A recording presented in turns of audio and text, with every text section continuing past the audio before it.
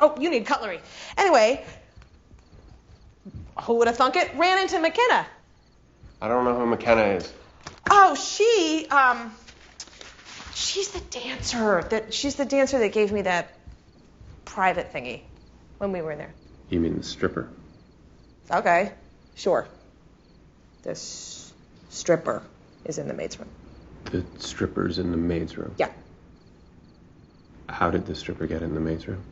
Several years ago, there was a mass exodus of creative talent from New York to Los Angeles. Maybe it was 9/11, the lure of TV and movie development, the beginning of a great creative community, or the last straw of crummy East Coast weather, but actors, writers, and comedians came to LA in droves. But with most people priced out of Beverly Hills and Santa Monica, many of these creative types ended up in Silver Lake, a hilly neighborhood a few miles northwest of downtown LA with a more bohemian, artsy vibe.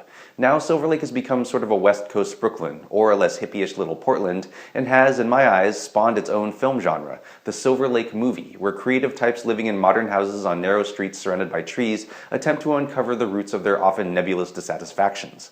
Afternoon Delight fits that description, and it's Kathryn Hahn's breakout performance that will make you feel like you're seeing something truly unique. Hahn plays Rachel, who lives in one of those stylish Silver Lake homes with her young son and her successful but busy app developer husband, Jeff, played by Josh Radnor. With Rachel's son in school, no job, no passion with her husband, only unfulfilling school-related functions to keep her busy, and with no idea what she wants to do with herself, Rachel finds herself in therapy trying to put her finger on exactly what's gone wrong. Rachel finds a cause to support in McKenna, a stripper and prostitute played by Juno Temple. After striking up a friendship with McKenna and seeing that she's in a tough spot, Rachel makes the impulsive decision to let McKenna move into her house, telling friends that she's a new nanny. But what starts as a thinly veiled way for Rachel to feel good about herself by changing a life for the better gets more difficult as Rachel tries to keep McKenna's real profession a secret from the other moms, while grappling not only with how much McKenna can be trusted, but also the fact that McKenna seems perfectly happy being a sex worker. And of course, there's the unwelcome sexual tension McKenna creates with Jeff as well as his friends. I'm sure a lot of you shouted first world or white people problems at the idea of a movie about the angst of a woman living in a great house who doesn't have to work. But writer-director Jill Soloway smartly heads you off at the film's opening scene, with Rachel telling her therapist, played by a terrific Jane Lynch, that with her comfortable life, she hardly has the right to have problems, what with Darfur and all. It's a great moment for a few reasons. The first is that it addresses the guilty liberal sentiment that your problems aren't real unless they're life-threatening.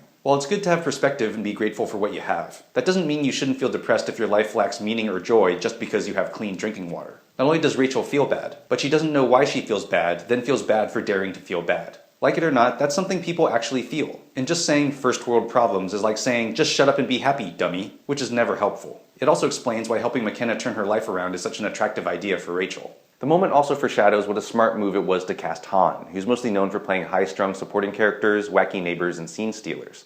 But in Afternoon Delight, which is a lot more dramatic, realistic, and thoughtful than its trailer would have you think, Hahn keeps Rachel's nervous energy bottled up, maybe out of guilt or confusion at what's causing it. But it's always close to the surface, keeping you guessing what it will drive Rachel to do next, making it a wonderfully compelling and unpredictable performance. It's a real star turn for Hahn and a great first feature for Soloway, showing that, despite the privilege, the hills of Silver Lake have some worthy stories to tell.